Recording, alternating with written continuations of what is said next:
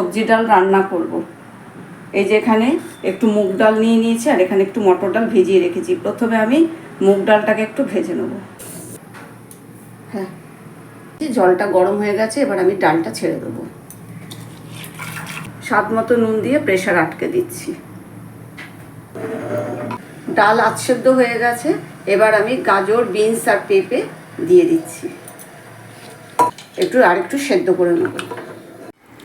ডাল এই যে বন্ধুরা সেদ্ধ হয়ে গেছে। এতে সর্ষের তেল দিয়ে দিয়েছি ফোড়নের জন্য, আর এখানে দুটো শুকনো লঙ্কা দিয়ে দিচ্ছি, একটু পাঁচফোড়ন দিয়ে দিচ্ছি।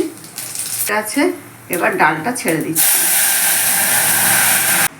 হলুদ দিচ্ছি, ধনে পাতা দিয়ে দিচ্ছি।